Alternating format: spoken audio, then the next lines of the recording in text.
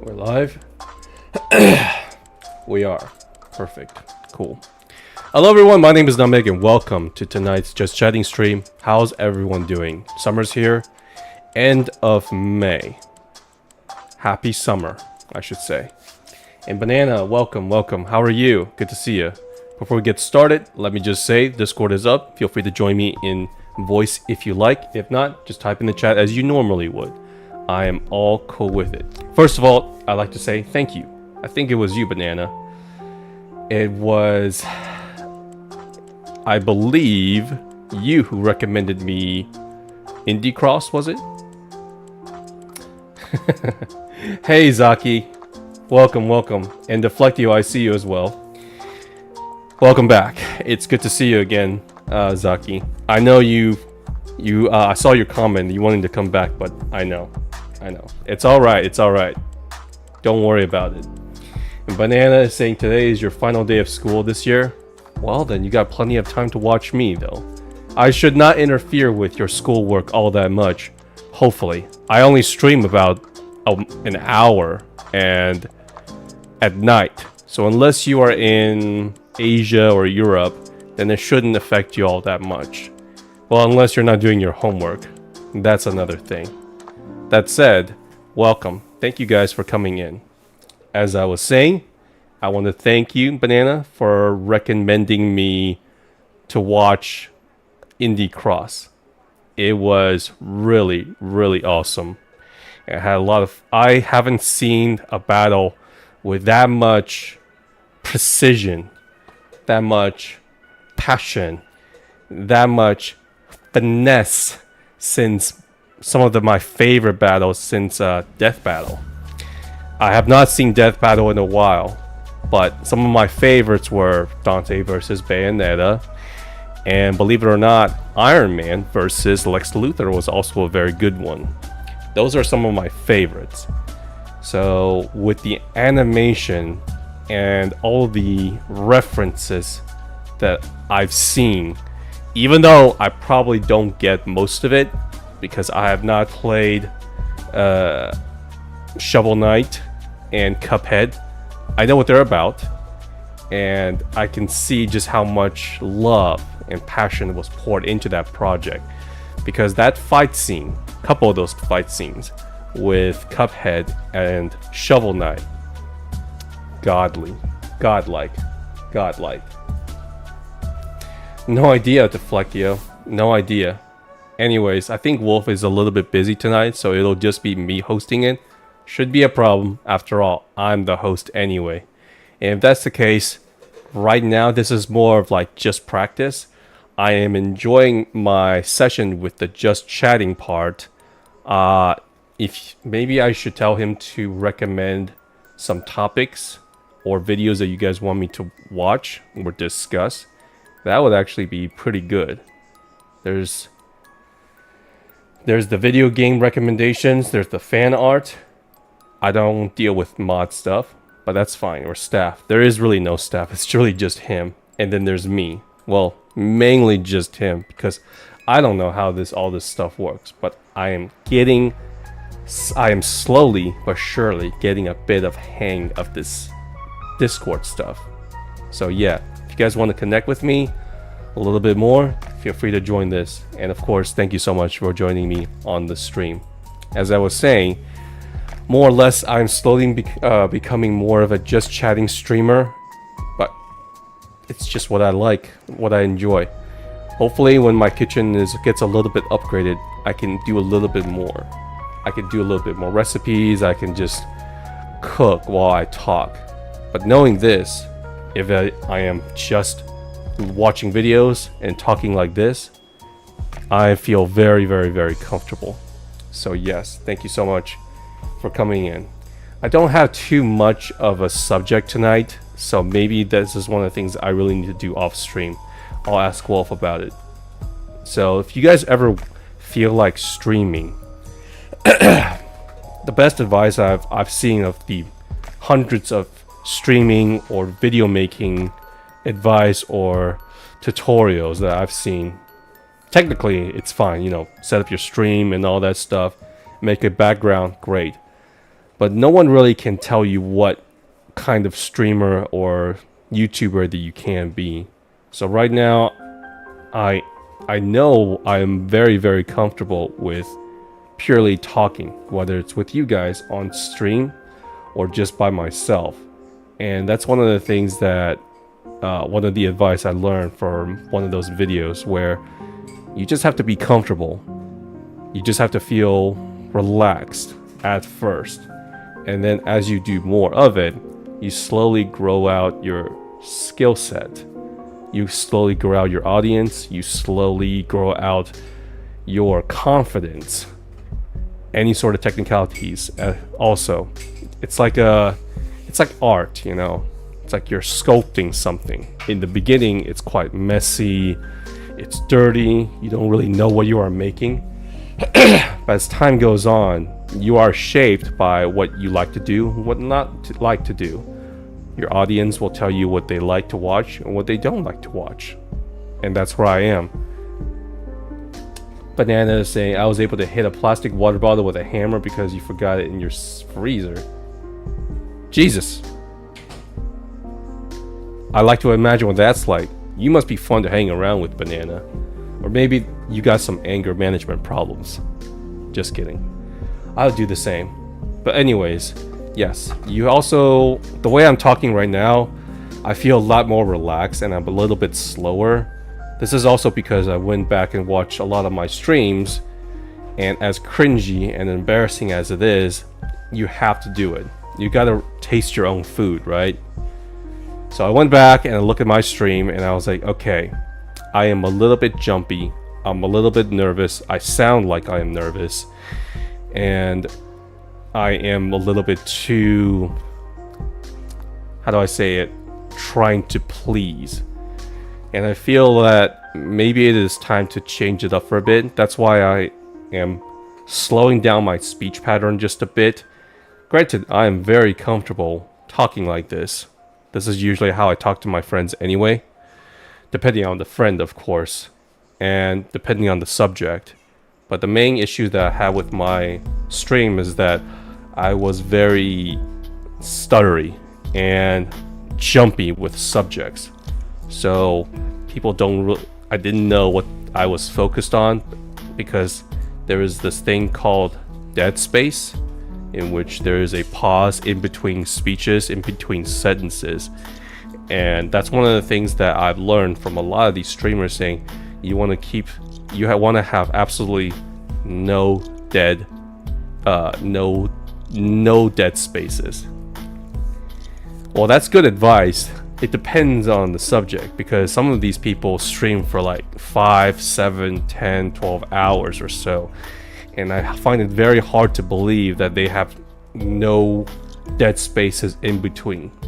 Because trust me, if you just continue to talk for about even just a couple hours without stopping, not only are you gonna get thirsty, your jaw, your tongue, your throat is gonna get very tired.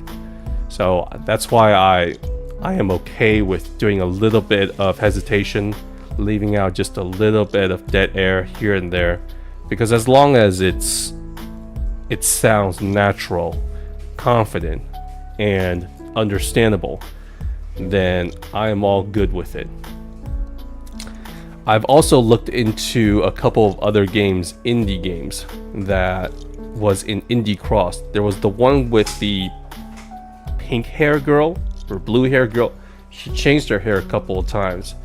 Unfortunately, based on the gameplay, I do not remember the name of that series, but I looked it up, and I don't think I can play it, because it's kinda like Ori in the Blind Forest, and I was very, very bad at that game. That one section, I guess you can call it the first, I wouldn't call it a boss fight, but those of you who are familiar with Ori in the Blind Forest, and keep your ears close if you don't want spoilers, but there's this section that you activate with Ori, and the water starts coming out from the ground, and you are supposed to jump left, right, up, down. It's kind of like a timed event, but it's not as easy as pressing A and B at the same time, you know? You go from place to place and trying to escape. That took me about, I want to say 2 hours, and it's probably one of the hardest boss fights I've ever done. I'd rather take on Melania and Radon from Elden Ring than going through that again. And I really got, and that, at least that one, it's 2 parts. In the middle you get kind of like I think you get a checkpoint. I don't remember it. I still have Ori and the Blind Forest in my Steam folder, and I don't know if I will ever return to that game. For those of you who are fans of that game, I'm not blaming the game. I think it's a beautiful looking game. I think it's well crafted, and with my limited knowledge on this platforming, 2D platforming kind of game, it's not really my genre. And the last thing you guys want to do is watch a noob struggle on some of the most basic mechanics.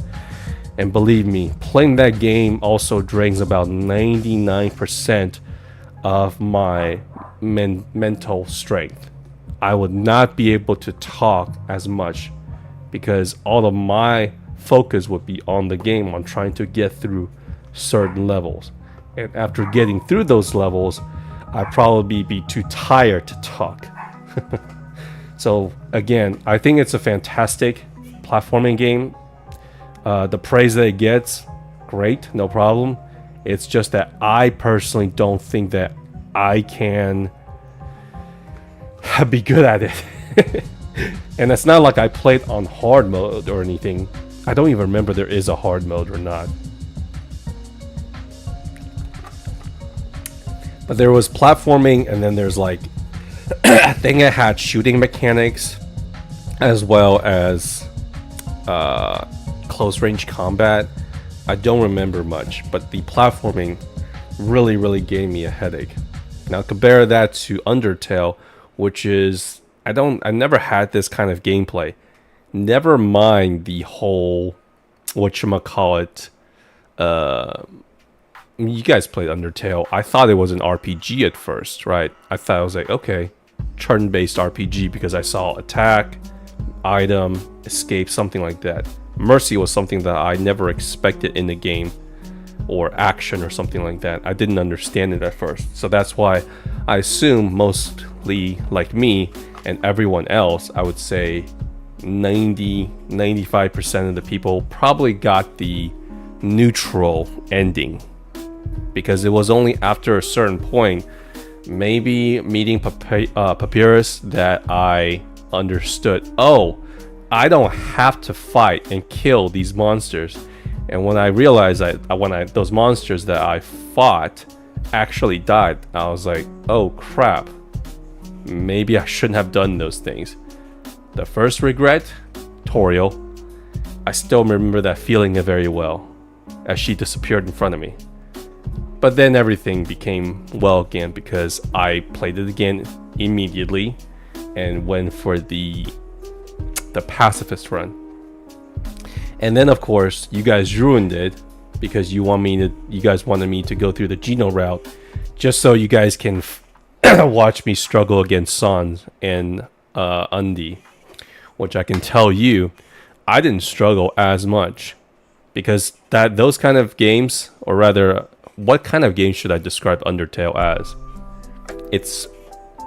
I would say it's a rail shooter, but there's not much shooting in that game, is there?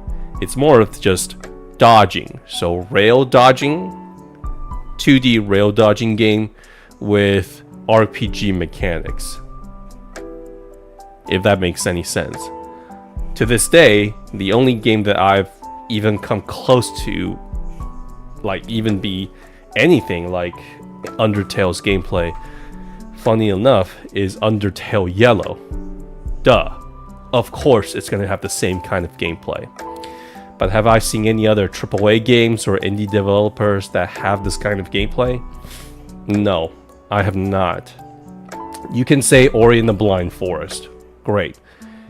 I think there are other games that like it.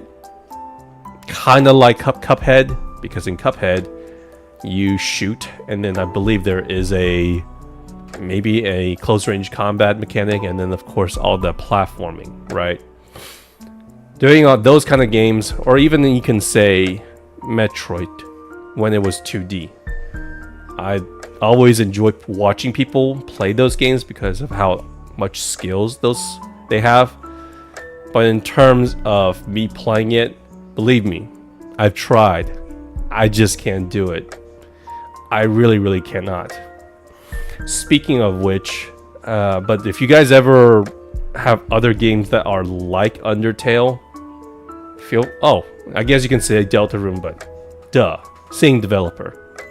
But if you guys ever have any other indie kind of games that are like Undertale's gameplay, forget the story, forget the characters and the amazing soundtrack for a sec. But if it is just purely like a dodging game, sign me up. I like that. Anyways, I don't think I can compare it to like Space Harrier because it's a rail shooter. Undertale, no shooting, mainly just dodging, and then the attack is mainly just a quick time event or a quick time click. As I was saying, speaking of which, the same thing goes for shooters. I've always been a pretty bad shooter. I've always been pretty bad when it comes to shooting games. Now I have two groups of friends, believe it or not. One are Caucasians, white, and then a few minorities, Hispanics, and a few blacks, and then you got the Asians here. Okay. The thing is, when I go to my Asian friend's house, they always play something a little bit more on the tactical side. They like Diablo. I never played because I thought it was too scary for me. If you didn't know, I've always been afraid of horror games. So, RuneScape, I spend way too much hour. It's probably the game that I spent the most hours on, alongside with Super Smash Melee.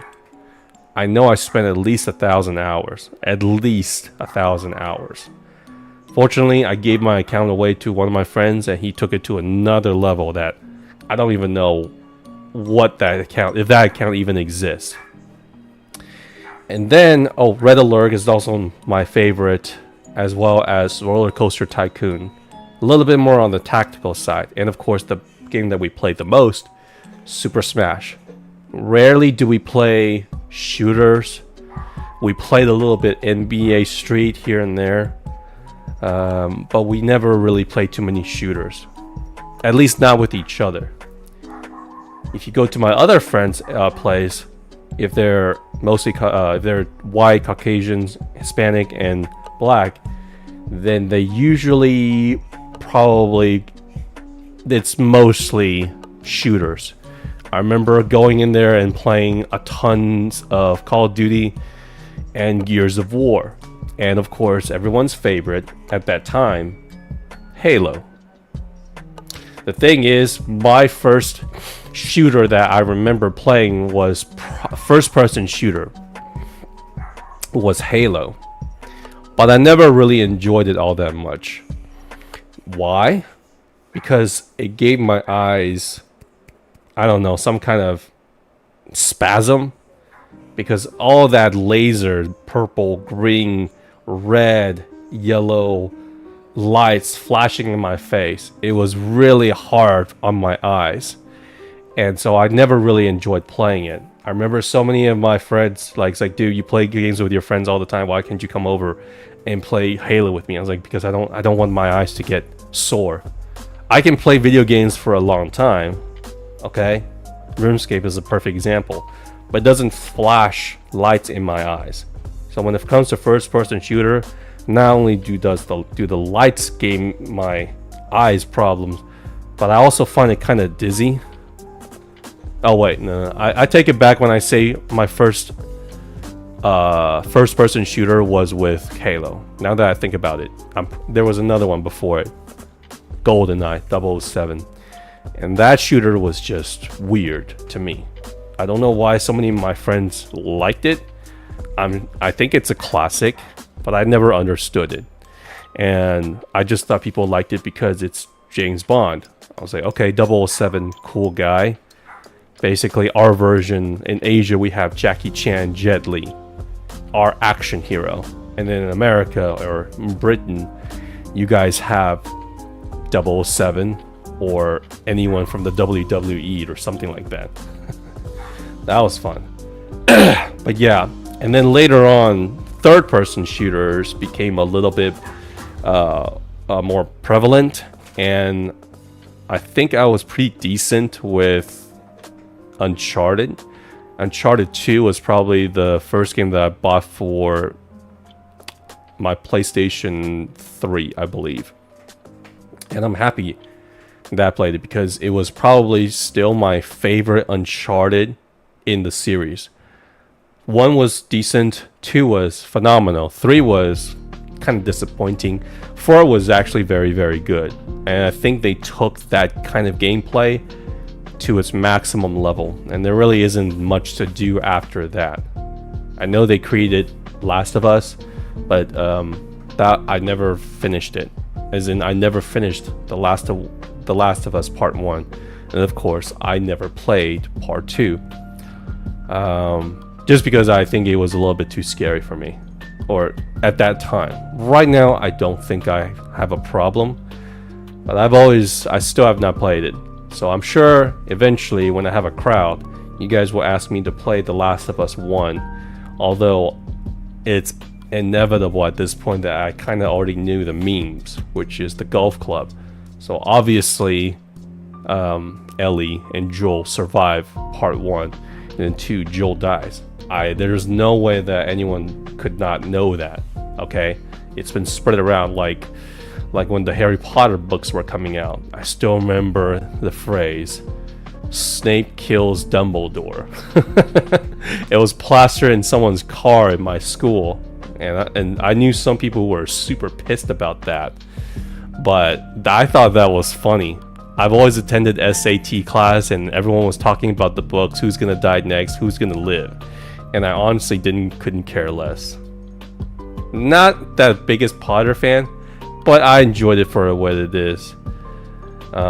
Basically just like an anime school, but set in Europe, without the anime tropes. Well, not as prevalent. Anyways, back to the shooter. Third-person shooter was a little bit better for me, mainly because it's not as in your face. It kind of gave me a little bit more dizziness with all that, you know, with it being first person. And then when my friend got me to play Gears, that I was hooked. It became like a ritual for me. We only played the campaign though, because he knew that I didn't really want to play multiplayer. So we would play co-op in Gears. He would be Dom, and I would be, what was the other guy's name? One has a durag, the other one, his buddy with the beard. Well, they all have beard. I forgot the name. And we would beat the hell out of and he would play on the harder difficulty. So he would ask me for my help. And I was actually pretty decent at it because it's a third-person shooter, so it didn't give me any sort of dizziness with the camera. But also, the shooting was actually a little bit smoother than I thought. And of course, there's cover. Third-person shooters are a little bit on the slower side. At least that's what I remember. Compared to Call of Duty, or excuse me, Halo, which is a little bit fast. So, and then when I was getting used to Gears, my friend recommended me to play Call of Duty, Modern Warfare 1. I don't have any, at that time I didn't have any experience with any of the Call of Duty.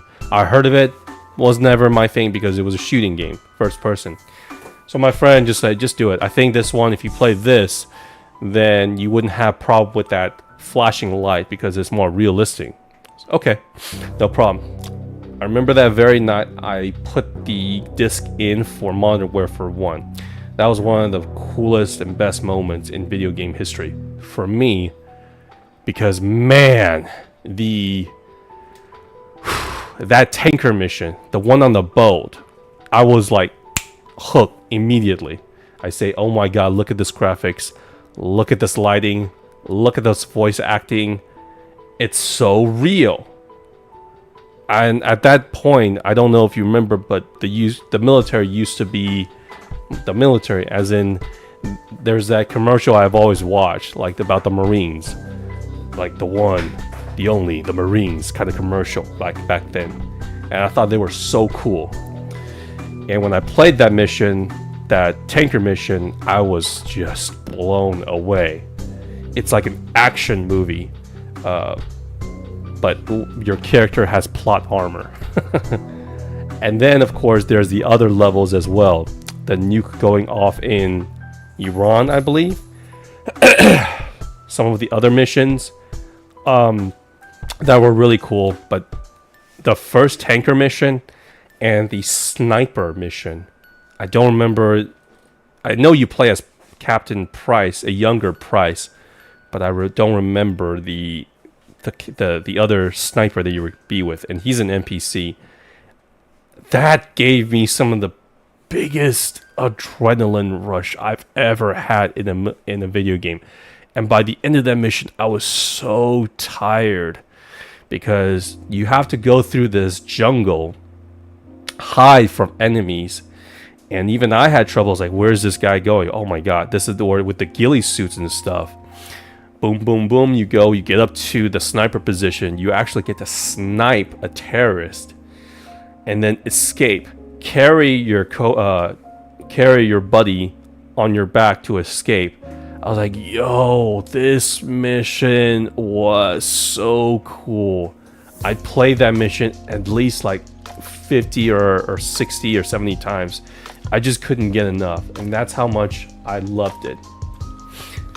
Hey Ned, welcome. How are you? Today the chat has been a little bit on the quiet side, but I don't mind. Right now I'm just chatting about some of my favorite video game memories, and I was just getting to Call of Duty. Welcome, by the way. Happy Wednesday. And just listening to music. I'm doing well, Ned. I'm doing well, very well actually. I am able to talk, and this is what I would do if I wasn't, if I didn't, trust me, the streaming thing is helping me therapeutically.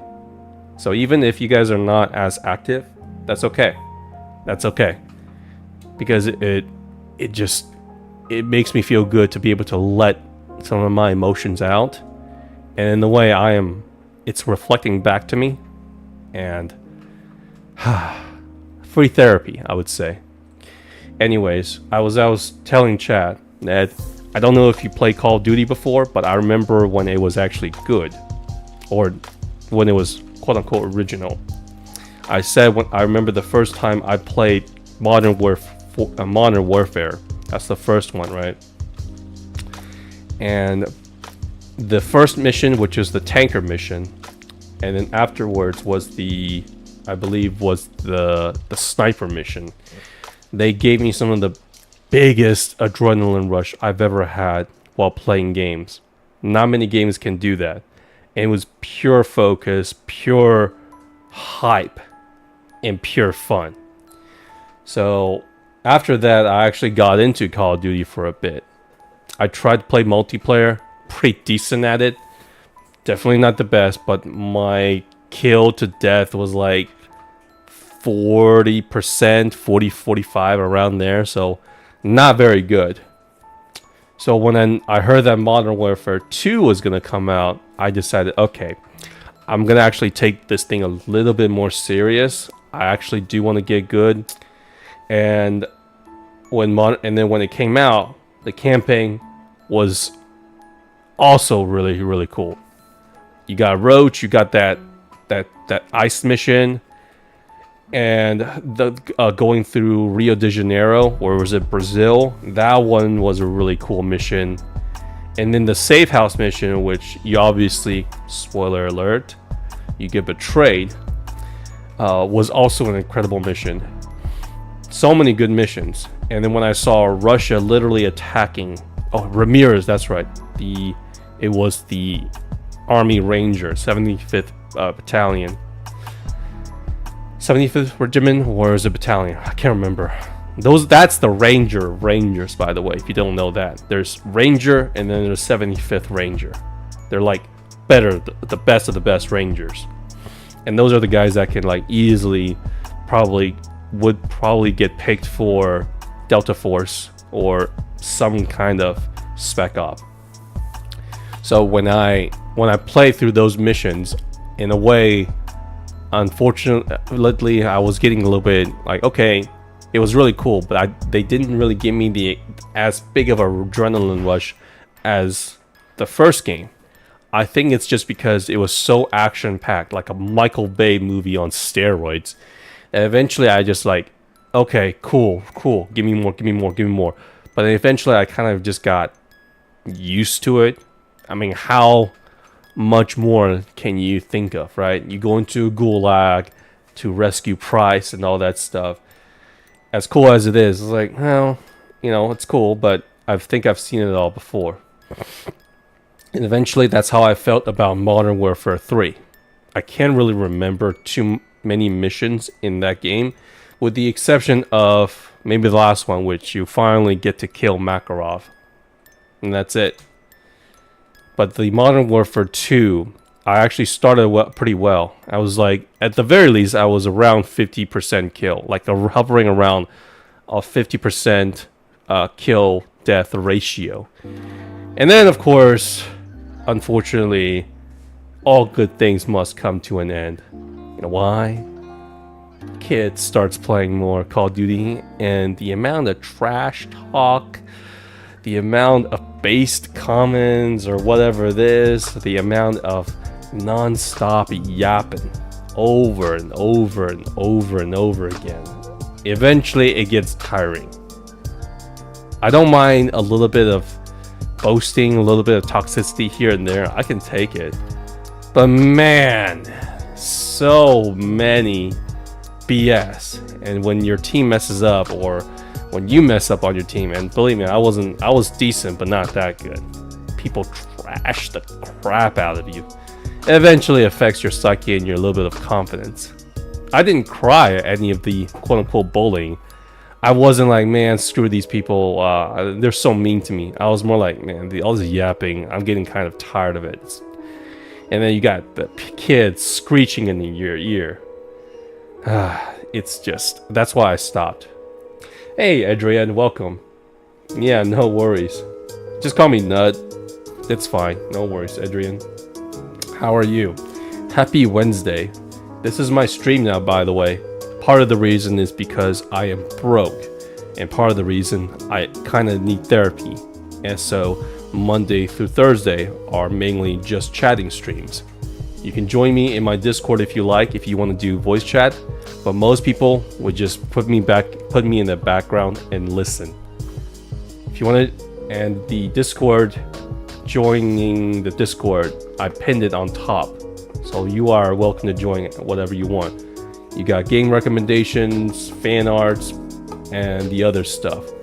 I'm going to be asking Wolf to add a couple of other stuff, as in what topic you want me to discuss, and of course what video you want me to watch. Yes, I have Discord, Adrian. Well, this is my old Discord. When I first started streaming, I had this, but I didn't really pay any attention to it. I only knew that people said you need a Discord server. Just like people told me you need to have a Twitter account or Instagram and TikTok. I'm just like, at that time I was so new to streaming and so new to social media that I was really overwhelmed. So I didn't pay much attention to Discord at all. And believe it or not, it was still very confusing to me, all this stuff. And I see Kira just joined. Welcome, Kira. I see you. Thank you for joining me. If you want to talk in voice, feel free. Want to scream at me whenever I play Deltarune in a few days, go ahead. Hey, welcome. It's been a while, Kira. Hey. Yeah, it has been a while. How have you been? I've been doing pretty good. What about you? Hell of a year so far. Started out quite poorly, but the past 2-3 weeks has been I've been a lot better. Thanks for coming in. Yeah, that sounds great. What is your friend's name again? Nikki, Yoki, Yuki, something like that. Is she doing Yuki? well? Oh yeah. Yeah, she's Hopefully. been doing pretty well. I saw her today. Cool, cool. Anyways, I mean, if you've been keeping up with some of my videos, you'll know why I've been out for quite a while. And I never expected myself to go through that, ever. But, so, yeah, thanks for being here. Hey, we got another one in here. Hey, welcome. Friend, and everyone. I still remember this, Kira, when I had so many people in my Discord chat voice. It was when I was fighting Sans, and you and Wolf took over my my Discord, and I don't know what the heck you guys said, but if people say it was cringy as hell, because if you guys didn't know, I was trying to beat Sans, and I did not want his music playing, so I took my earphones off and played it, beat him, put my earphones on, and I had to go back and listen to whatever the nonsense you guys were making. Thanks for that. I don't remember what I said. I don't remember either, and frankly, I don't want to remember. I don't want to remember. Bad then, huh? Based on what the chat was saying, if I remember correctly, it was pure embarrassment, and let's just forget it. But it's fine. But yes, right now, I've changed my stream just a little bit, and it's mainly just chatting, because at the end of the day, I feel like streaming is something that you actually just want to do, that you enjoy, and I really enjoy just talking to you guys like this, whether it's voice or wall of text or even by myself. It's like a free form of therapy for me, you know? You joined, Adrian. Thanks. And don't worry, I am a very, very good chatter. Believe me. I can talk about 90% of the time, and you don't have to engage too much with me. But I'm saying that just because you are in chat, it gives me something to work with other than just a wall of text. Because at the very least, I can get a reflection of what your tone is like. Adrian is saying you don't know what you're doing. Well, that's you right here in the orange section right here. Just start talking.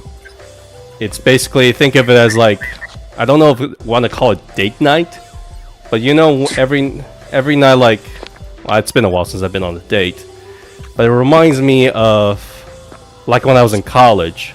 We all ate crappy food. Whenever I went to either my friend's apartment or they came to mine, it's like a hoopla. I don't know if you know what that is. It's like everyone bringing their own food, except we don't share. We're not like that. No one shares food. So someone would bring Whataburger fries, and then someone would bring something from McDonald's, and we just have like I guess you can say friends, family kind session. We just talk about our days. It usually lasts for about 30 minutes to an hour. Usually someone would yap about how dumb they are when it comes, how unprepared they are when it comes to these tests and stuff. I miss those days. Unfortunately, right now, I can't do too much with my friends because, well, they got their lives a lot more, how do I say it, a lot more better structure than mine. They have kids, and I've met their kids. Wonderful. They got family and stuff. They have wives and husbands. And so that's why I can't really talk as much about them. I don't talk too much. I cannot talk too much video games about them because they're. It's like, I guess I can. How do I say this? I'm either too nerdy for them when it comes to a gamer, or I'm not nerdy enough. So it's always a mix for me. I've always been kind of the odd ones out. So, Adrian, you just say you faked your own birthday to join Discord. You know what? I don't. No comment. Don't ask me. Don't let me know your age. If you do it, it's your. The mods are gonna come after you, and I'm one of them. So just be careful. Yeah. I said, I was like, look, if you're following you gotta follow the TOS for Discord and streaming and stuff. I'm just saying I give you guys the full authority to come in and chat with me if you guys like. But if you guys do something that is not following the rules, Don't blame me for it, okay? I didn't incentivize it. You know, I'm not gonna dox you. I'm not gonna ask you where you live or anything like that or what your age is. Just keep in mind, all I want is good conversation, and because so many people have been playing games in the streaming world, and I just kind of got, and because I'm broke, okay? I've been, Kira, if you didn't know this, like about almost 2 months ago, well, actually about a month and a half ago, I was saving up for the Switch 2, right? I predicted it being around 400 to 450, and I was right. And then, I guess I overclocked my GPU. At the time, I did not know what overclocked meant. I think so apparently I just have to uninstall it, as in literally take it out, and then put it back in. Kind of like a turning it on and off thing. V, I see your question. I'll get to you. Anyways, welcome, by the way. So I went to Micro Center, and they ransacked me by saying, well, I can diagnose it for you, but it'll be like $60, or you could just go get a GPU and it will install for free or whatever. I was like, dude, really? Can't you just check what's wrong with it? And so I fell for the... Yeah. Sorry, I didn't mean to interrupt you. So I fell for the sale. So I bought a new GPU, which, by the way, it's not even like a super high upgrade. All the newer ones, like the 5080, and I have the AMD. It's not like the 9070, something like that. It's just mine was 7800, so I think this one, the new one, was like 7900. So it's like just a bare minimum. I only bought that because it's the only ones they have, and it was like $700 or something. So brought it home. I'm out of that cash, okay? And then when I overclocked it again, playing the same game. By the way, this game is called Hotel Galactic. If you've ever seen Studio Ghibli, and that's the art style combined with like a hotel business management. Oh, I love those kind of games. It's really cool. No release date yet, but they came out with a demo. So, but for some reason, every time I play that game, my PC starts like sounding a little bit louder. So I was a little bit worried. And it happened again. Except this time, I actually took the initiative. Just, okay, maybe I take it out and put it back in. And it worked. And that's where I'm just like, mother effer. They screwed me out of like $700. And all I had to do was just take my PC, open my PC, put the damn GPU, uninstall with a screw, and put it back in. Oh my god. So they got me good. They got me really good with that one. So yeah. Now I don't even want to buy the Switch 2 because the only games that I can actually see myself playing on there is Mario Kart World. Every other game that I've seen on there, other than for Donkey Kong, is just a like HD remaster or with a higher frame rate. And you can tell me your opinion, Kira, is that I don't think it's worth it at all for what it is. Yeah, I don't think Switch 2 is worth it. I mean, it's too expensive and you don't like get that much for it. All right. Yeah, that's what I want to argue about. It's just I looked at it and there was no Smash. I was hoping for a Smash, a new Smash Ultimate. They don't even have to give me like anything new. It's the same game ported, but they have to give me like 1 or 2 new characters, and I would buy it. Okay, if they put Dante in there, awesome, I'll buy it. Right now, if they put, what is it, Sans in there, which technically the costume doesn't count. If they put that in there, I would buy it. But if you tell me a Switch only has 1 console seller, then I would not buy it. Because I fall into this trap of PS5. I don't know if you have a PS5, any of you guys do. I don't know if you do, Kara, but it's probably the worst console that I've bought. It has nothing to do with the quality of the console. It's that I don't have any games on there that I would play.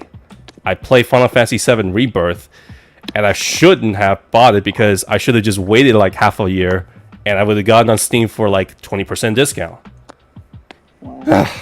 And probably had a higher resolution and stuff. So yeah, I want to sell it, but my friend wouldn't even buy it. They said he doesn't need it at all. So that's what it is. So again, thank you for you've been 3 for 3, Kira. Well, actually 3 for 4 when it comes to game recommendations. Omori, Undertale, Amori? yep, and Edith Finch. I know the last one was Danganronpa, and I think it's because as a stream, if I stream that game, I talked way too much. As in, there was like I might as well read a visual novel at that point. Yeah. And then there's the point where I had to figure out all this stuff. My brain was working overtime. That doesn't mean I enjoy it, but it's just that is a game that I have to finish off stream. I can't stream that game. But maybe eventually I will go back. I still have it on my PlayStation though. I remember you were playing the wrong version first, and I was just like, what are you doing? I don't know. I just saw there was like a bundle of Danganronpa. I was like, which one is this? What am I talking about? And then I think you're like, no, you play the wrong one. I was like, oh, it's this one first, and then that one first. I was just very, very confused. So, my bad. That's why if I had Discord call, then it would have gotten a lot easier on me. Because you helped me out a lot through Undertale. And I still remember you that word you said. What is it? When I accidentally killed Torio, and then you said, you just messed up in the worst way possible. I was like, oh, what did I do? What did I do? And it wasn't until I got to Papyrus that I understood. Oh! Because before that, I still killed the 2 dogs. The lovers, the Romeo and Juliet dogs, right? The guardians. Oh. And then I was like, oh my god, I can actually spare these monsters? I never experienced anything like that before. What do you mean? Like, of all the games, Call of Duty or, JRPGs, like, I was like, you can spare the monsters? Don't you mean just flee? But literally sparing bosses, I was like, something that I've never even heard of. And even to this day, I think it's still Undertale. And the gameplay is very unique too. It's not complex, it's very simple. But to me, it's kind of like, what would you call it though? Because to me, it's like a rail shooter without the shooting and with RPG mechanics, you know? Yeah, I could see that. Rail shooter, kind of like Space Harrier. And I remember playing like these games on my TI-85. I don't know if you guys know what that is. It's an old calculator that we used to have. It's like $150 by Texas Instrument. And there was like, instead of just, but it's so advanced for that time that you can actually play like space shooting games on there. And I was really good. I was super good at it. And one of the things that was really good is because I can literally dodge those bullets like that. So Undertale, when I saw the gameplay for what it is, I was like, oh, this is cool. It's so nostalgic, and I know I'm going to be good at it. And by demonstration, when I played Chapter 2 of Deltarune, I beat Spamton first try. Wasn't that special? That was special. Only to struggle against the queen of Chapter 2, and people were dogpiling, especially Elmo, saying, "I can't believe you beat Spamton on the very first try," and I'm struggling with this Killer Queen's Ice Queen, and it was like a punch out session. I was like, dude, you are so bad, it's pathetic. I guess my skills comes and goes when it comes to these games, but I had a lot of fun. I assume you're gonna play Deltarune Chapter 3 and 4, right? Well, I'm kind of broke right now, so I don't know if I'll be able to afford it. Oh, guys, look! I have a fellow. I feel much better now knowing that one of my mods is just as broke as me. Awesome. Yeah. Ah, God, that feels good. It feels good. Thank you. This is the kind of therapy I need. Oh, yes, and let me get back to your Adrian, is that, yes, you love your PS5. I have no problem with it. I'm just saying that if you have a PC, it's better of an investment because I can use it to do other stuff. You know, you can edit videos and watch questionable video, going on questionable website. Don't do it on your streaming PC though, just saying. But as V was saying, what country am I from? I thought I answered this already. I'm 100% Chinese, but now I have converted to American. Finally, so you guys don't have to worry about. So yeah, haha, you guys can't dox me, as in if you guys know my address, you guys can't call ICE on me and get me deported and crap. Yeah, because I've only been a citizen since like last year. Yeah, I've been a citizen for only like a year or so. It's funny because I got my green card with my parents like I think around 2006 or 7. That's how long I have never been a U.S. citizen, because I never needed to.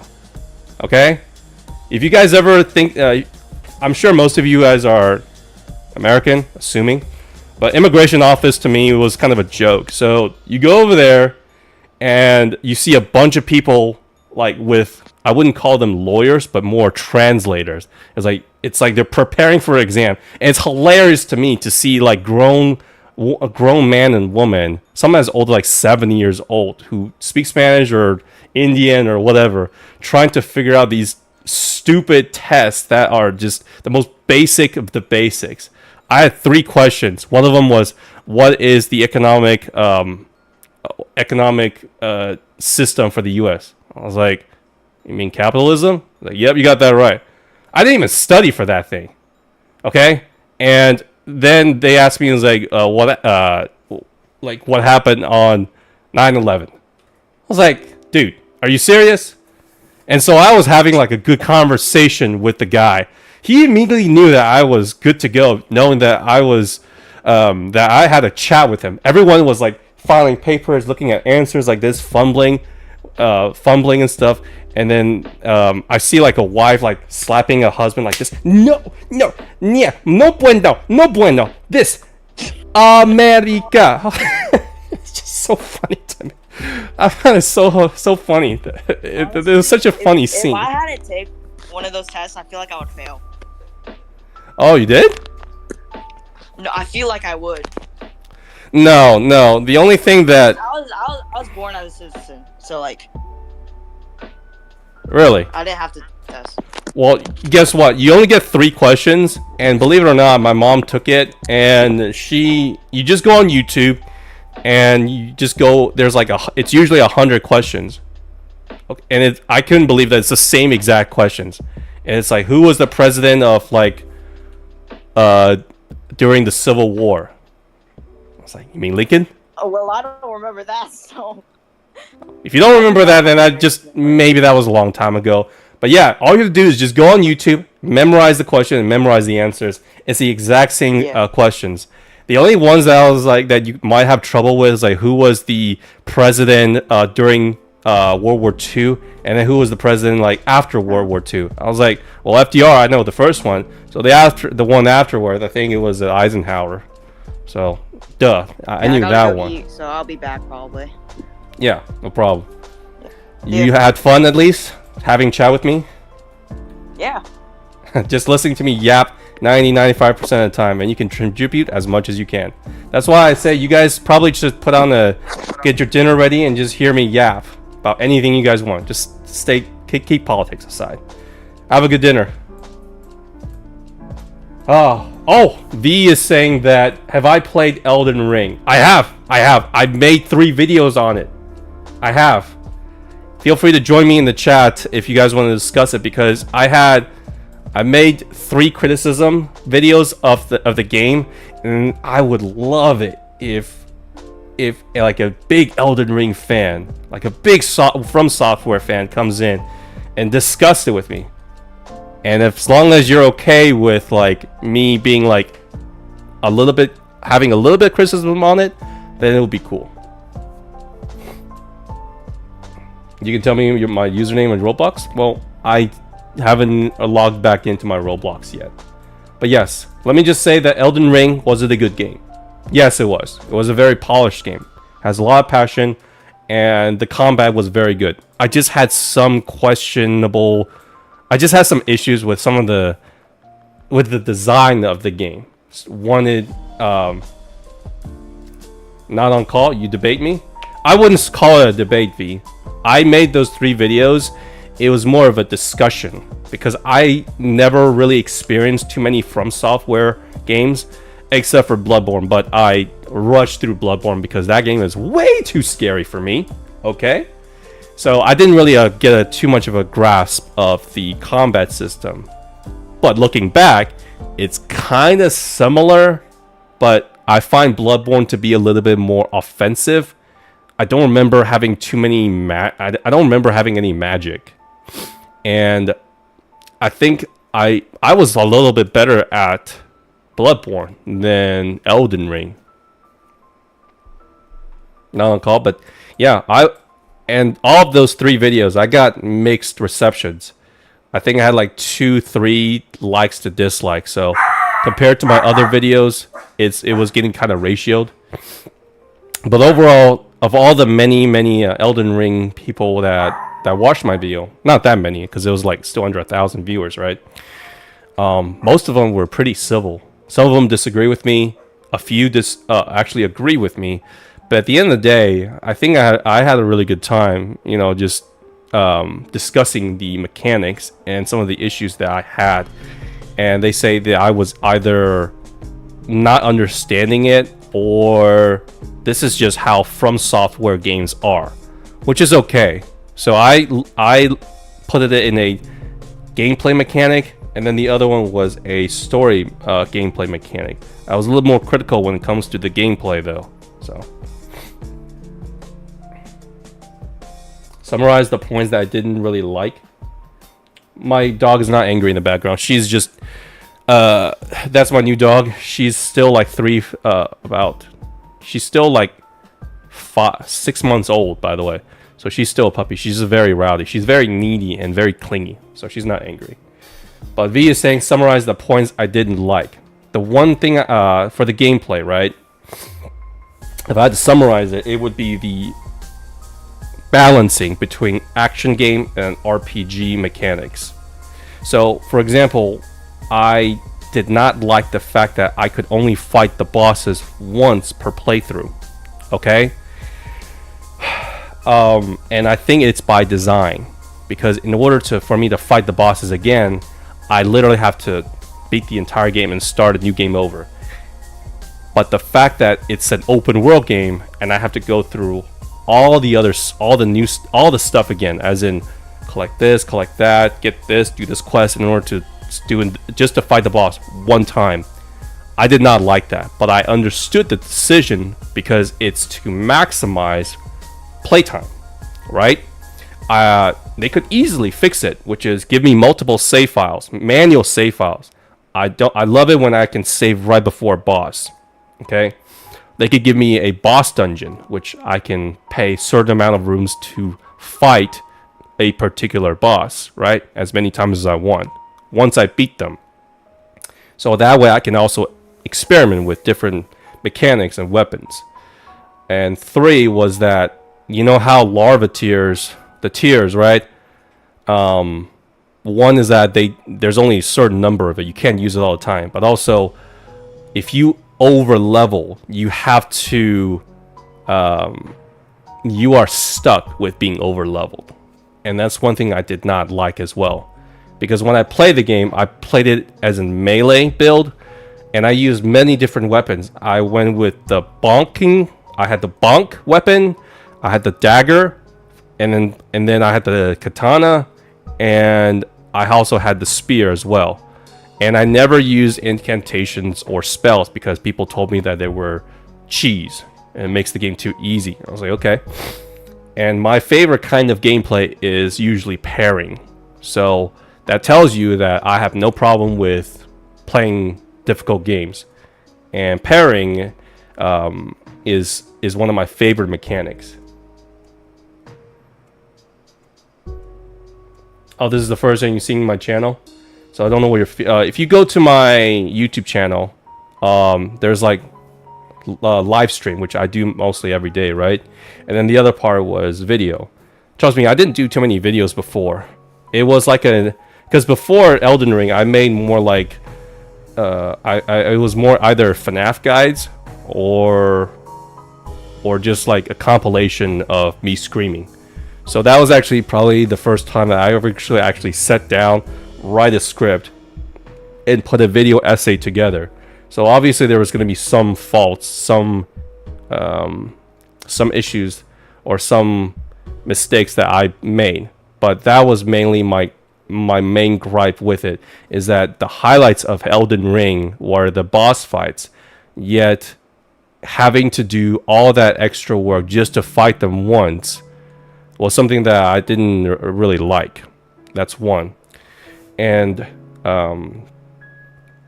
I also questioned the balancing of the game in terms of difficulty, because it's an open world game. And when I say unbalanced, I mean that it has no balance at all, because it's an open world concept. You are able to go anywhere you want. Most of the fun to me in a lot of open world games are in the beginning, where you are exploring for the first time and you are a little bit under leveled. When you get to a certain point, because I beat Moog and Melania before I even went to Radahn and Rennala, right? So obviously when I got to the latter two, that fight was kind of a joke. And when people say, well, you're over leveled, of course. Well, I over leveled because of two reasons. One's because I wanted to experiment with many different weapons. That's why my stats were like evenly distributed. When I finished playing, it was like 50 on the health, 50 on the stamina. Strength, dexterity, everything else was around 40. Because when I wanted to use the Moonlight Greatsword, but I can't use it without a very high intelligence. Well, that's the thing. That's one of the issues so in other words, like the game is pushing me towards exploration with no bounds, right? So when I got to a boss, I either am under level, which I don't mind too much, but sometimes it can feel unfairly difficult, or I get too over leveled and I just quote unquote steamrolled the boss. Because on my very last stream of Elden Ring, I beat Miquella parrying and with a dagger, no problem. And then I went back to finish Elden Ring, the end game, and I beat, what was that guy's name?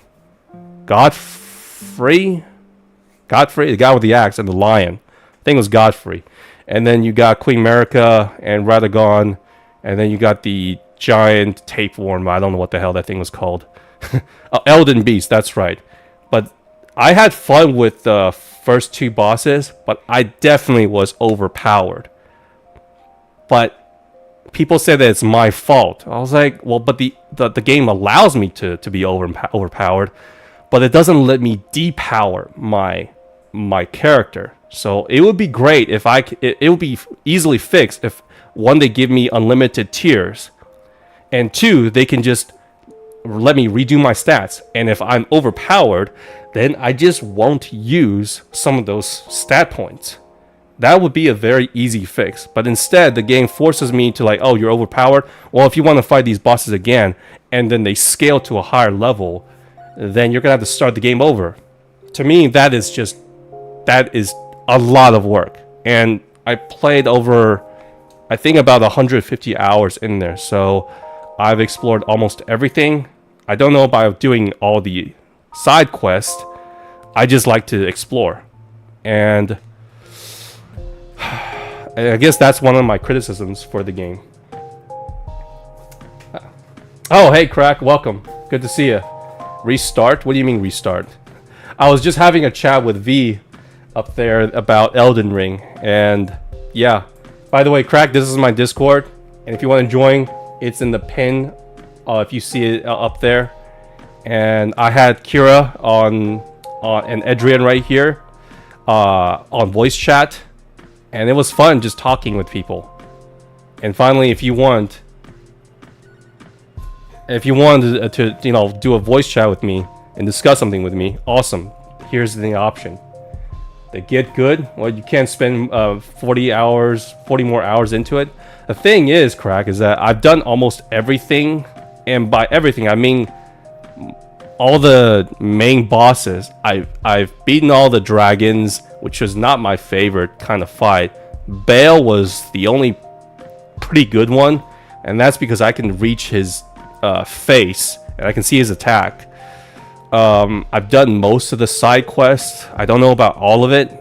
I probably missed some, but at that point, when I beat Radahn and everything, I was like, what's there to do?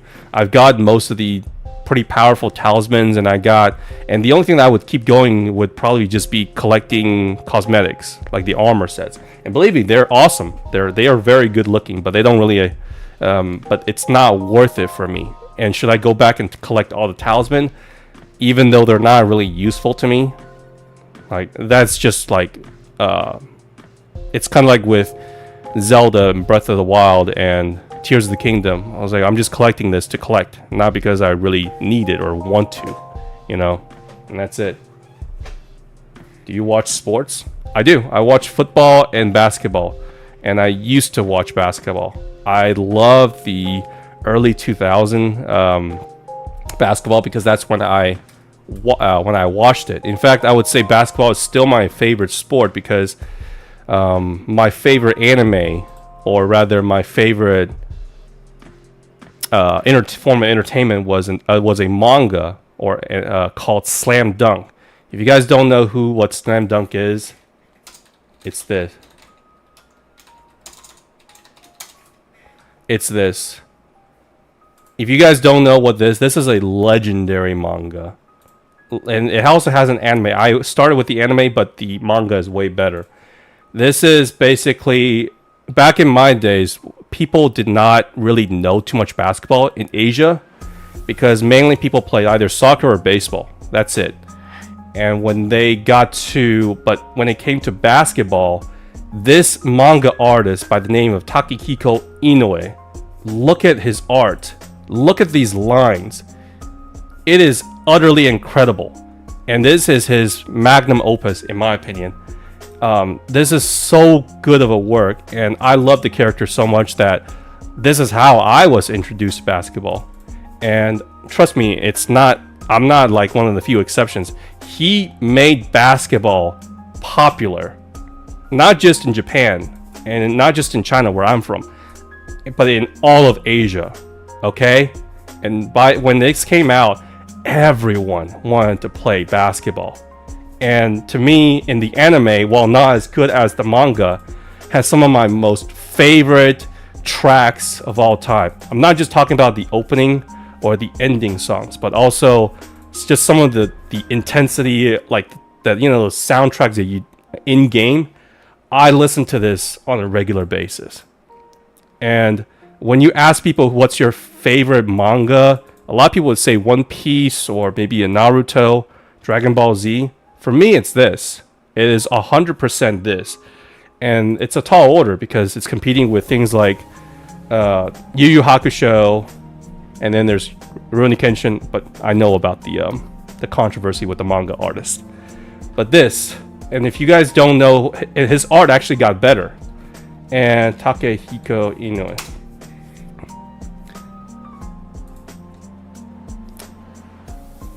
He is an absolute manga legend.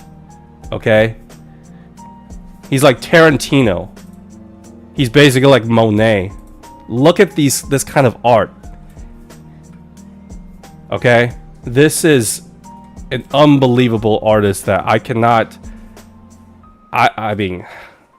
say anything bad about this guy, except his new this one, I forgot his name. Slam Dunk actually ended.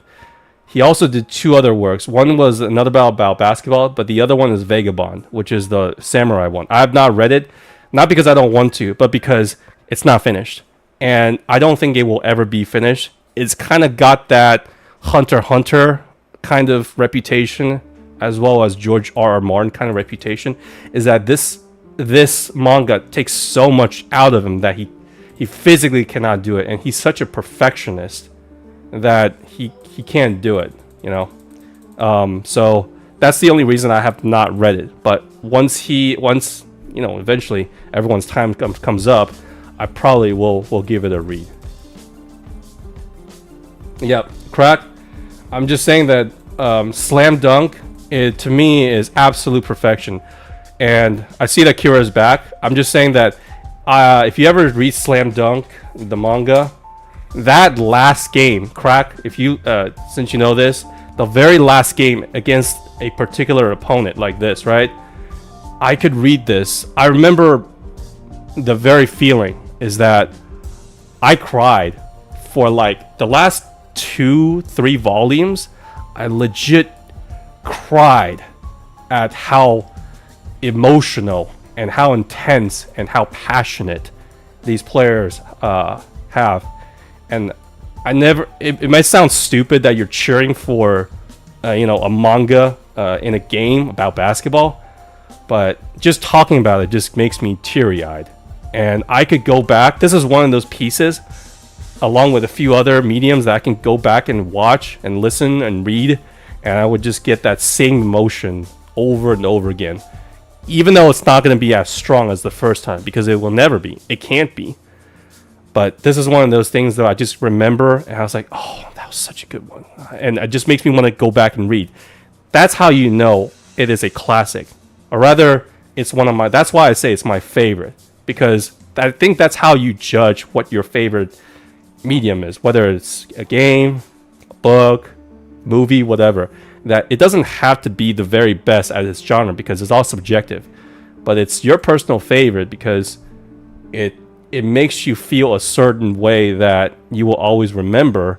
And I don't think it cannot be replaced, because it came at a time when I was quite struggling mentally. Believe me, I tried to be a basketball player. I did, but I'm only 5'10", and I have no handles. The only thing I was decent at was shooting, catch and shoot. That was not enough. There's a reason why there's not that many Asian basketball players other than Yao Ming, and he's 7'6" or something like that, and Jeremy Lin. Okay, everyone, we're not that good at basketball. At least not really. At least on an average, consistent basis. Asians usually get picked last in a pickup game. Okay. Yes, Crack. I remember that chapter. I remember the high five. I'm not gonna spoil too much, but this, even the practice games, just gave me absolute goosebumps. And you gotta look at these kind of drawings. Not only are they, I wouldn't say realistic, but they got that umph to it. They got that umph to it. Here, hold on. Let me get back. It's that this is another reason why I prefer old style anime or drawings to the new one, which is a little bit more on the digital. And it's because when you draw something with a pencil and you throw them away on a piece of paper, it feels more alive. It's got your personality in there. Where if you're drawing it like on an iPad or whatever, it's easy to just scribble it out, delete this easily. But when you see something like this, it really reflects you. It really reflects back on what the artist's personality is like. You can tell his eyes, like what kind of his mood, what his mental state is. Where if I look at a regular anime on Crunchyroll or something like that, I'd say most of them are rather the same. They have the same kind of eyes, but you can tell that if I look at this, I was like, oh, that's Inoue right there. You can tell Dragon Ball Z by their eyes. It's like, oh, that's fuck, I can't even remember what his name was. Toriyama, that's right, Toriyama. So, in my opinion, it's like comparing a drawing to a picture, where the imperfections of a drawing is what makes it so perfect. And that's why I don't really enjoy that many modern anime, despite the fact that I'm sure there's a lot of good ones like Jujutsu Kaisen. Never seen an episode though. Never seen it. Wooly, what's up? How are you? Hey. Hey, Kira. Well, yeah, welcome back. Sorry, I didn't mean to talk over you. I know you wanted to talk. I know I talk a lot. Yeah, okay. So I have a recommendation for you if you're interested. Sure. I need Wolf, if you're listening, that I need you to do like recommendations for not only games, but like maybe videos and topics. And if I'm gonna be doing more just chatting, yeah, I would. If you can do that for me, thanks. I'll create a separate channel that recommends videos, topics, whatever. Sounds good. Go ahead, Kira. Give me a minute. Do you know the series Witch Hat Atelier?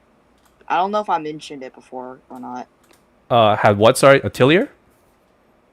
Witch Hat Atelier, yeah. You're gonna? No, I haven't.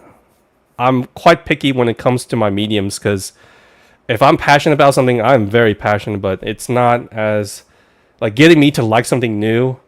It's quite hard. That's why you're like. I was very surprised when you are 3 for 3 when it comes to games. I was like, geez, Undertale went all the way up to one of my favorite games of all time. Omori gave me somewhat of postpartum depression, and then Edith Finch had me on the edge of my seat when it comes to that storytelling. It was really something. So thanks again. But go ahead. Still there? Well, Wait, yeah. I'm confused. What are we talking about? I was just saying that your recommendation, I never heard of it, but then again, you gotta realize that I'm quite anal. Yes, I'm using that word when it comes to. It's a good manga series. Like I've read all the available volumes. I'm pretty sure. How do you spell it? Atelier? Yeah, Atelier, Atelier. Okay, I got it. Workshop? This one? Witch Hat Atelier? Yeah. Torilla. Oh, I do know hiragana, guys. I actually do know hiragana. Torilla. There's no tail. Yeah, okay. I'm not going to ask you what it's about, but the art. Oh, wow. Interesting. It doesn't look like a new manga, though. It looks like it's been out over a while. Am I wrong? It's been out for like a few years, I think, but it's not like super old. Okay, got it. Is this also Atelier? Ryza? Is this it? Is there? Well, I'll just stick to the manga then. It looks like I don't know what to think. Cardcaptor? They're coming out with an anime adaptation like sometime this year, I think. I see. I won't. If it's one of your recommendations, then I can't read manga on stream. That would be that's copyrighted material. Okay, but I will definitely read it off stream. I read mangas. Yes, I do. And I'm very passionate about mangas. So yes, I will. I'll give this one. I'll give this one a shot. Is that all right? Thanks for the recommendation. Then I'll tell you when I think. And trust me, when I started streaming, someone recommended me to watch Full Metal Alchemist, Brotherhood. I'm sure most of you know what that is, probably. And I watched it before dropping it. Why? Because of that dog episode. I remember it traumatized me. So I think it was episode 4. So that's why I dropped it, not because I didn't like it. And then when I watched it again, I skipped that episode because I was like, okay, it's bringing back bad memories. And I went on to there. And then I was like, okay, this is getting pretty good. And yes, I enjoyed it a lot. I enjoyed it quite a lot. And I know some of you might recommend Hunter x Hunter. But unfortunately, I don't know why. I'm going to get skewered for this. I love Yu Yu Hakusho. But I can't seem to enjoy Hunter x Hunter. I don't know why. I really, really tried, guys. I really tried. And hello, Soul. Welcome. And God Noob. Welcome back, guys. This is my new stream now. And this is probably the most popular that I've seen my Just Chatting stream, which is just, you can either join me in voice and chat with me as like Kira and Wolf and Adrian, or you guys can just chill in the back and hear me yap about whatever. And I went from Slam Dunk to Undertale to all this, and I'm having a hell of a time. And I love discussing these things with you. And if you have some of a recommendation, feel free to join my Discord, as you know, Kira recommended me to read Atelier, which I will do. I will be doing, and I'll let you know how it is, Kira. Epic, yeah. So as I told Wolf, we had recommended game, and then we have probably topics, and then we're gonna have like recommended me, let's say YouTube videos. Because yesterday I watched something really awesome, which was Indie Cross. I haven't felt that awesome. I haven't felt that hyped about a combat action, fan-made combat action since a death battle from either Dante versus Bayonetta, and the other one was my favorite. Which one was it? Lex Luthor versus Iron Man. But the animation, chef's kiss. Brilliant. I've been meaning to check that one out. It looks interesting, for sure. Which one? What was that, Adrian? Indie Cross. Yes, I've watched it, and I made a reaction. I basically clipped it from the stream and put it on my channel on the video part. I have not watched episode 2. Why? Because I heard that Nico from One Shot was in it. So I have not finished One Shot, at least not really. And I'll be playing it again on Friday and Saturday. And that's the time, those are the 2 days I'll be playing games. So I thought I was done with that game, but it turns out one of my new viewers on Twitch, Speedy, says that it's kind of like Undertale neutral. And I felt like, is this the ending? It was like I'm missing a lot. Was that all? And when he told me to go back into my files and look over his notes, I was like, oh, there's more to this game. And that's why I'm gonna be playing it again, and I'm gonna get Nico the ending and the pancakes that boy deserves, or that kitty deserves, excuse me. And so that's why I'm not watching episode 2, even though I know it's out. I want to be as familiar with many of the characters as possible. Unfortunately, I will definitely not be playing Cuphead or Shovel Knight because they're hard. I do not know who the girl with the pink hair is, what that series is, but it looks like the gameplay is kind of like Ori and the Blind Forest, and I was not very particularly good at it. Unless you guys want me to struggle in the first part for like an hour, then I rather take Elden Ring than platforming. That's how bad I am at it. The only thing that probably even worse is probably driving. And yes, I just noticed this stereotype. Yes, Asians and driving. Congratulations. Ha ha ha. Sounds good, God dude. But yeah, it does look like something I would be into. I've been wanting to check out more indie type shows.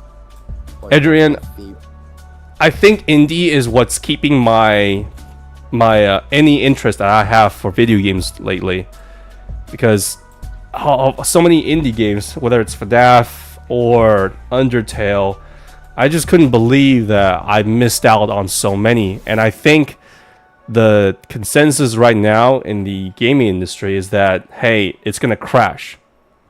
And after playing Edith Finch and a couple of these indie games, Expedition 33 as an example, which I've just finished, loved it, by the way. It's not going to be a crash. I believe it's going to be more of a renaissance. It's going to be like in the stock market, there's a crash and then there's a correction. As in all these AAA studios, you have to understand, because I was an investor. I was a shareholder of EA and 2K. I didn't buy Ubisoft because it's Canadian, but I bought EA in shares when it was like $80, sold it when it was like 90 when I opened my restaurant, so I had to cash out. So yeah, you have to understand that if you're it doesn't matter about the game, it's not about the passion anymore, because when you are a publicly traded company, Square Enix, Nintendo, whatever, your first and utmost duty for anyone there, especially for the top, executives, it's always about money. And even if your stock starts around $5 and you got it to $50, so you got 10 times your return, it doesn't matter, because there are going to be some people who bought at like 49 bucks, 48 bucks, 45 bucks. And even if you bought it at $5 and you got 10 times your money's worth, you want 100 times worth, wouldn't you? Hey, Probably. Nutmeg, What's up? Nutmeg, I just released a poll channel, so any questions, like, for example, if you want like the community's feedback on something, like yes or no, you can go ahead and ask them. They can vote for it. So Sure, I'll work with you on this then. It's got to be a little bit. Don't do too much, because I'm looking at this, like, it's like I'm starting to look like I'm starting to read Hindu or something. I'm like, oh boy, here we go again, reading a bunch of stuff. I just released one. This is for like viewers' opinions. It's for the viewers. Would you like to see a Nutmeg and Wolf chaotic horror game stream? Not Sounds good. guaranteed, but it's up to Nutmeg to decide. Sounds good. Oh. Yeah. Alright. But anyways, Adrian, it's that you have to understand, it's not the people under them's their fault, and in a way, it's not really the top executives' fault. Okay, because even if they do make money, say they spend $100 million on a game, and that includes development, marketing, and everything, right?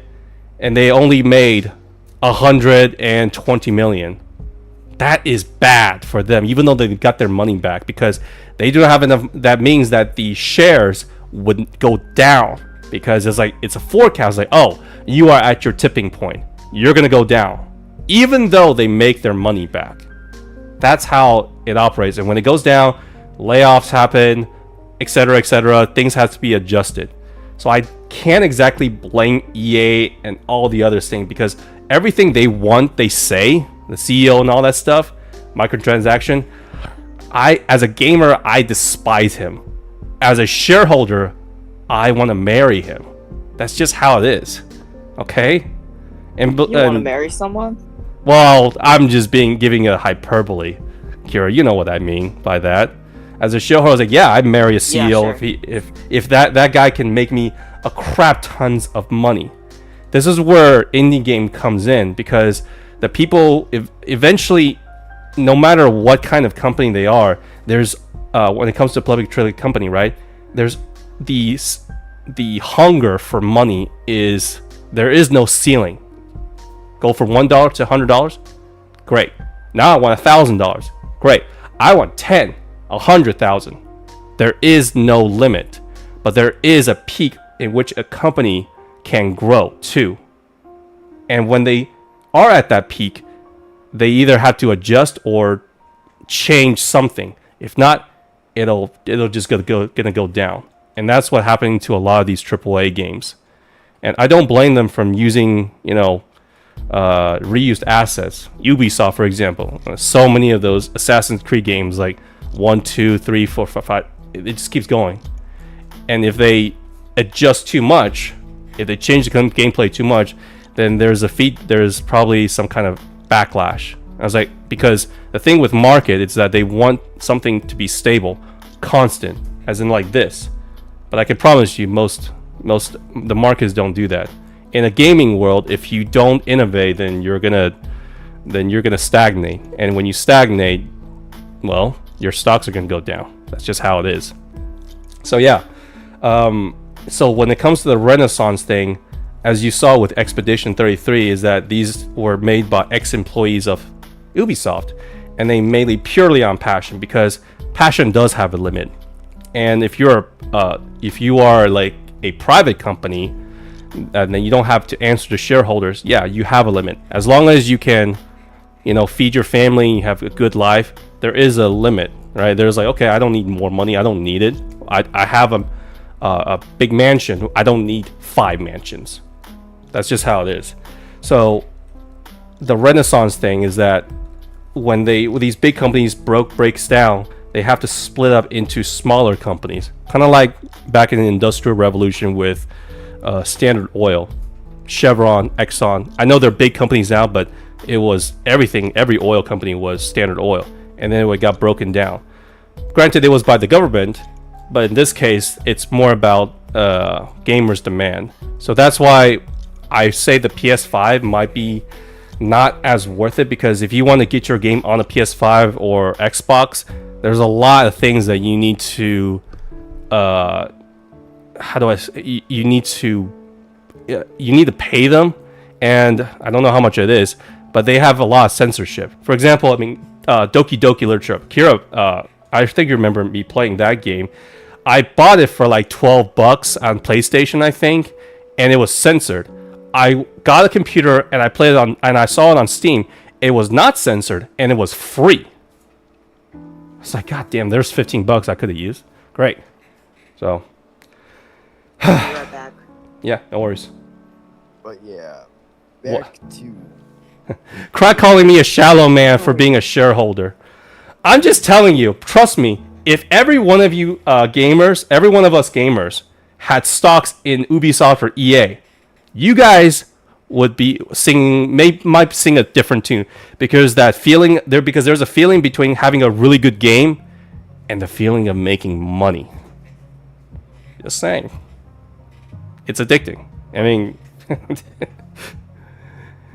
oh, hopefully that. Sorry, I went on a rant there, Adrian. I hope that answers your questions. And like I said, just throw me a topic. I can go off on a lot of stuff. Just don't talk about politics, please. what are y'all's favorite like horror tropes? Like just horror in general, no specific type of medium, just in general. Horror tropes and Yeah, favorite. horror tropes. Sorry to interrupt, but Nutmeg, are you calling Nedia Adrian? Oh, my, isn't he Adrian? I don't know. Oh, that's Nedia. That's been Ned Ned. this whole time. Jesus. Sorry. Well, you got to understand, I'm in streamer mode, and all of your names are like this, except for Kira and you, Wolf. So, just saying. Well, don't blame me on that. I Yeah. was very confused at first. Crack is saying that it wasn't even that bad. Doki Doki is like for babies. Look, Crack, the game, the horror game that I played, this also ties into you, Ned, with the horror tropes. That the game that I avoided horror for a reason, and the game that I played before Doki Doki was Bloodborne, and I played about 30 minutes, and I scared quit. That's how bad it was. And for Doki Doki, yeah, you're right. It's maybe not as like cosmic horror, but it's like horror romance, horror obsession. You know, there's like that slasher or being in a zombie horror, and then there's like stalker horror. I was like, well, I'd rather take the stalking horror, where Monica was just obsessed with me and then messing with my computers and stuff.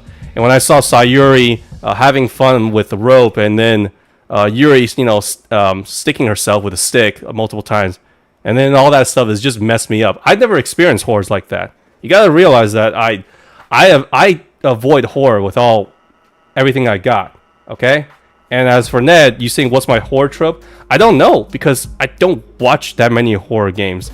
If there's horror that I have like a disc drive full of like movies that I like, there's probably like 5 horror movies in there. And it's not because I like horror, it's because I was really into the lore of that movie, like the story. One of which was A24, I think it's called, feel free to look it up. Possession, it's not called Possession. A24, I forgot what it's called. Here, let me look it up.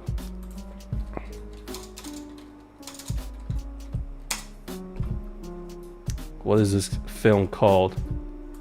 It's one word. I can't remember it. It's like an occult, and basically the family is being played by this cult. Here we go. This is one of the actresses, the main actress. Well, I can't remember the name of that movie. I was watching that film like every 5 to 10 minutes so I can calm myself down. But if you want me to watch it like throughout the whole out in a movie theater where it's all black, no, not gonna happen. I forgot the name of this. It's not Parasocial either. It's something else. A24. Hereditary. That's right. There we go. Hereditary. This is the one. This is the one. This one creepy as hell. But I was so like intrigued with the lore. I guess that the thing with horror trope is that I guess I might be one of those people like, I know this is a bad idea. I know I'm not supposed to be here. I'm not supposed to look, but I just can't help myself. So basically, people doing stupid stuff, even though common sense tells them like, yeah, don't. So I guess I would say that would be my favorite trope. Hereditary. I enjoy the I don't know if I enjoyed it is the right word. It's just, but it gave me the creeps. It gave me the creeps, and you know, I liked it. I liked it for what it is. And then another one was 1408. This is not M. Night Shyamalan. It was Stephen King. That's right. This is the one that I was kind of obsessed with when I was little, and it's just about a hotel room, literally a hotel room. That's it. But it's really about, but these horror that I think it's like super scary, but more interesting is that these horror films are more about human psychology. They get into your mind and mind screws you, as in it's not really about a big giant monster trying to kill you. It's more about the monster inside your own head, and you're just trying to get you're trying to off yourself, you know, unalive yourself just so you can get rid of the monster. I genuinely find that it's like some of the most creepiest thing. And of course, when I was little, you got these The Grudge. There we go. I hated these kind of commercials when I was young. You know why? Because staying up during, you guys can watch stuff when online right now, but back in the day, all the good stuff, like the good animes, uncensored, are always like around 11 p.m. to 12 p.m. That's where you get the uncensored and cussing and the blood stuff. So, but unfortunately, during this time, you also have trailers for these. You know, and there's also The Ring, The Ringu. This is where all the horror trailers starts to come out, and I remember staying up just because I wanted to watch those things, and then this is the trade-off. This is the trade-off. So yeah, I guess hopefully I answer your question, Ned. And it's that the trope is that people doing stupid stuff in a horror movie, knowing full well that they should not, as in their the common sense brain cell literally left their head. You know. I find that kind of interesting because I feel like a lot of people don't like when people do stupid stuff in horror films. I know, if they don't, they wouldn't be a movie, right? Yeah. It's like, hey, don't go into this cave. Warning, don't go in this cave. And the protagonist will be like, okay, well, the movie's over. There's no movie. So I kind of understand that they have to do it. I don't know, Crack. You have some weird taste. If you think, what the hell, this is Medusa, or not the Medusa, what the hell? I forgot her name. This is the US version with the green stuff, and then you got the Japanese stuff. And you got the Japanese one. I heard that the Japanese stuff is much creepier. This is why I'm really looking forward to Silent Hill F. And unfortunately, it's gonna come out for PlayStation 5 first, and then PC. Hopefully, I made some money then.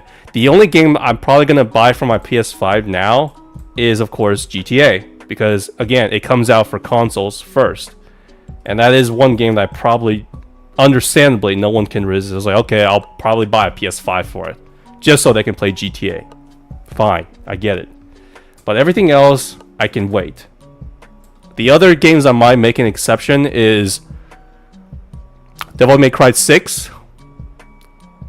I know there's a Persona 4 remake that's coming up. And if they ever remake Final Fantasy X, those are probably like some of my, okay, I'll get it. I'd probably, you know, go mow my neighbor's yards. Like, can I have $10 so I can mow your lawn? Then yeah, I would go that far. Let's split up, guys. Yep, agree, Crack. That's a good idea. that's one of the tropes that's just hilarious to me.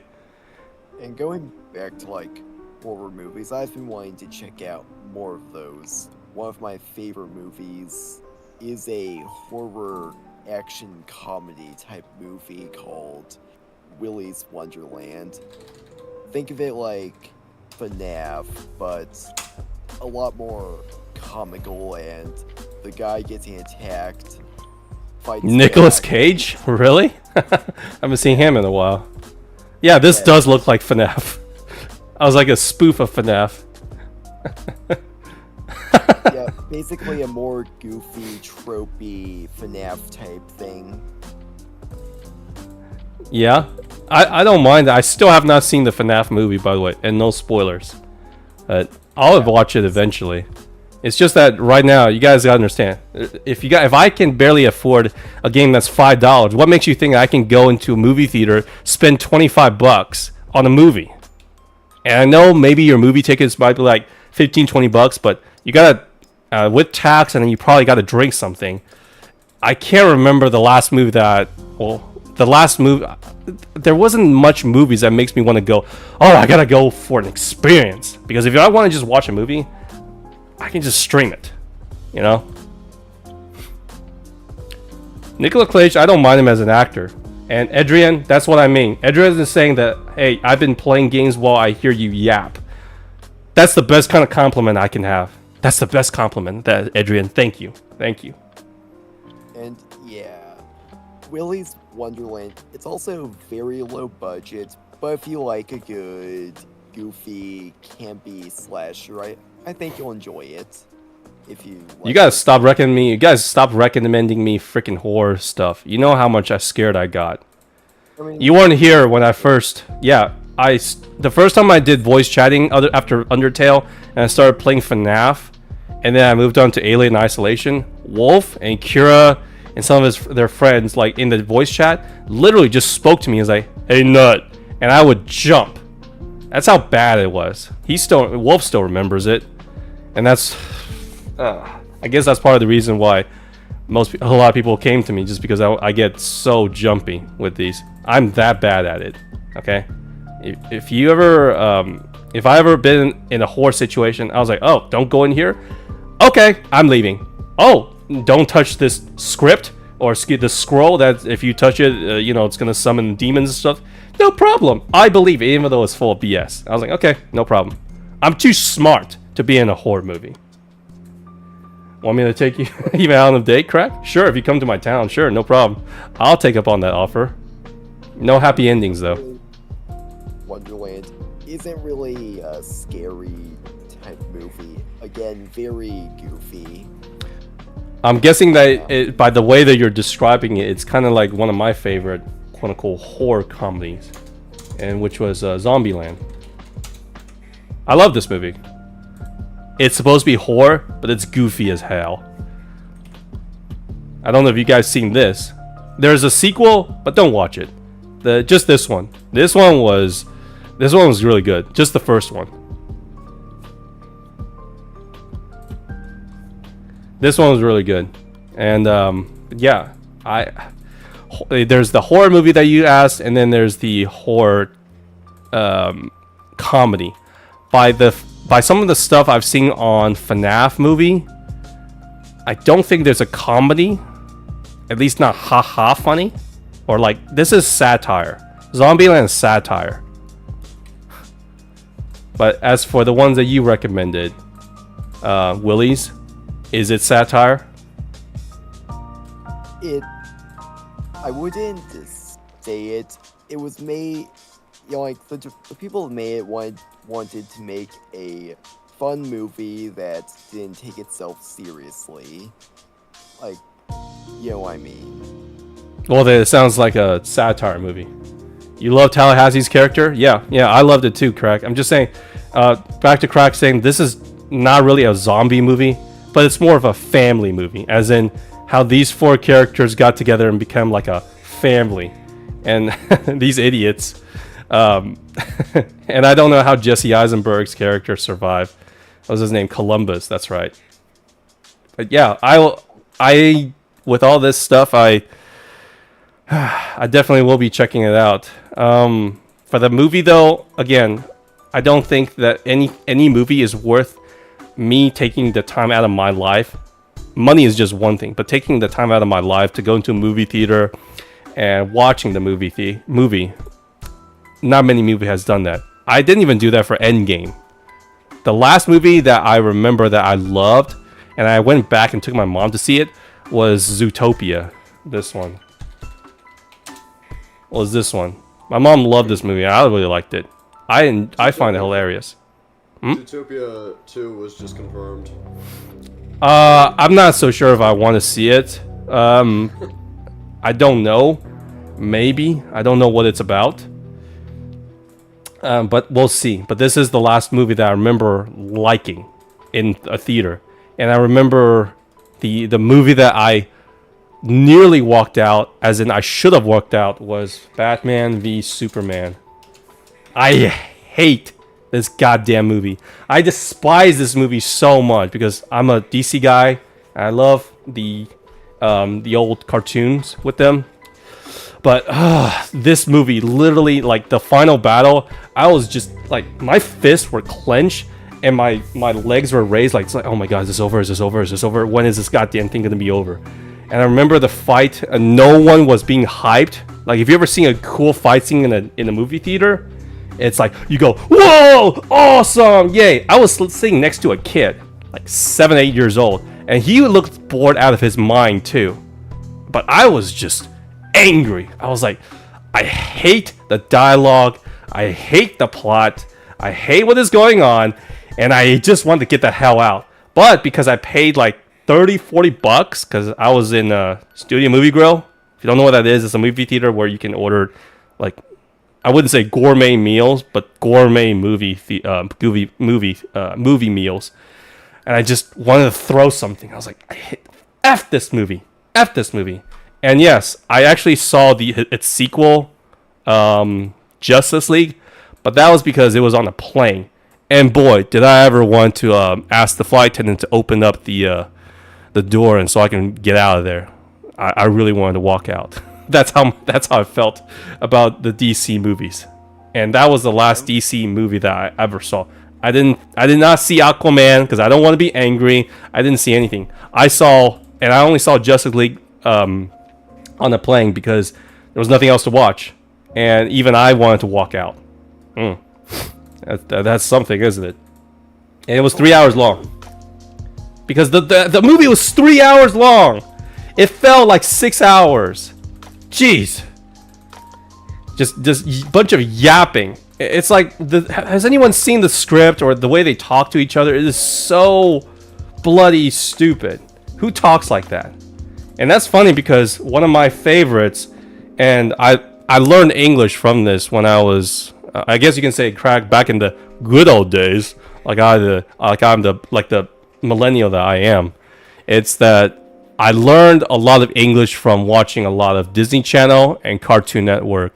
So one of the shows was the Justice League animated series. This one. And this is one of those shows that not only did I enjoy as a kid, I went back and watched it again. I had an even better or even bigger appreciation for this show because some of these episodes are not only good, but godlike. And I mean godlike levels of writing. They treat them as real characters. There's actually some romances here and stuff. And how do I say it? Some of the episodes legit made me like got me teary-eyed. There's Hawkgirl's. She's probably one of my favorite characters. Hawkgirl. I won't spoil anything, but if you guys ever go back and watch some of these shows, it talks about a bit for a reference to religion, how she's an atheist, but she doesn't believe in gods. And then in one of the episodes, she has to, how do I say it? Like, I wouldn't say talk down, but one of the antagonists or villains is dying, and she actually has to be, and he was asking for like, am I going to can I have my soul back? Or kind of like, it's like, am I going to heaven kind of question, right? And what happened was that she as an atheist doesn't know what to say, but she actually, you can say lie and says, yes, you're going there. And that got me quite teary. I did not understand that when I was a kid, what is going on. I just knew it was emotional. And now when I watched that episode back, I understood, it's like, wow, this is something I would never expect from a show for kids.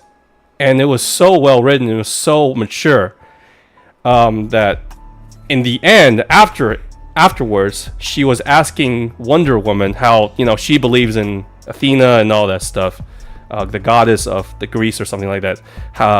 Like, I don't understand why he would still ask me, why he would ask me for that, even though I'm atheist. And then I think one of the members answers like, well, you don't have to believe it, you just have to know it. Some people believe in certain gods, and if they believe it and it gives them strength, that's okay. And that's one of the things that I've learned as, you know, as an adult now. I was like, wow, I did not realize how awesome this show is. It's not just superhero with great powers and kicking bad guys' butts, but the relationship they have with each other.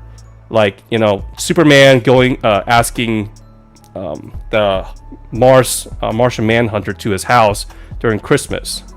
It reminds me of a few times that in my personal life where my Caucasian white friends would ask me over for Christmas and Thanksgiving, even though I don't really understand Thanksgiving. I thought it was just a day that Americans gorge on themselves, so it was kind of strange for me. When I went there, the food was decent. Turkey's overrated. Casseroles are always disgusting to me. But yeah, the foods, the macaroni and cheese and all that stuff, and seeing family members around like once a year talk with each other, having fun. That was something I was like, yeah, wow, this is actually really nice.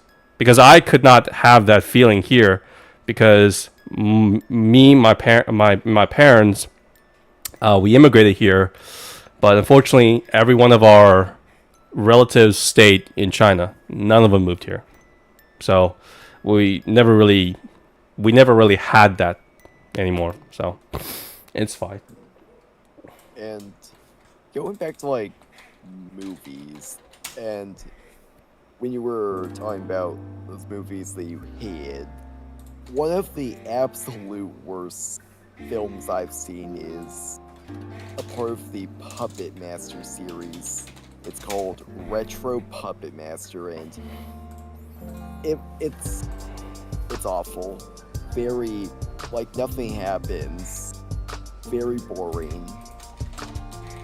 I would not recommend it at all. Like, probably the first movie I've actually, like, disliked that much. You guys are welcome to recommend me whatever. I'm all for it. I just hope that people don't get too offended when I say, okay, it's all right and all that stuff, because I have taught, I have, you know, people who recommended me, like, say for example, Hunter x Hunter, and I told them I wasn't exactly too into it. They got really offended. And I was like, what do you mean, what's wrong? What do you didn't love it? Well, like, what's wrong with it? I was like, I don't know. It's just not my cup of tea. So as long as you guys are understanding, it's like everyone has different taste, and you might never know. Again, I'm just quite picky when it comes to these things, and hopefully you guys are not too hard on me for it. So recommend me all you want, and I would love the opportunity to experience other things. So yeah, Ned, no worries. Hopefully, I would love to discuss, you know, movies, anything with y'all. That's why I like these kind of streams. And speaking of streams, I've been talking for almost 2 hours. Time really flies by. Trust me, I had a friend, and you guys wouldn't believe me, but when I say this, but he bought a house. I went to visit him, stayed overnight because he lives like quite far away. I didn't want to drive back. You know how long we talked? 13 hours.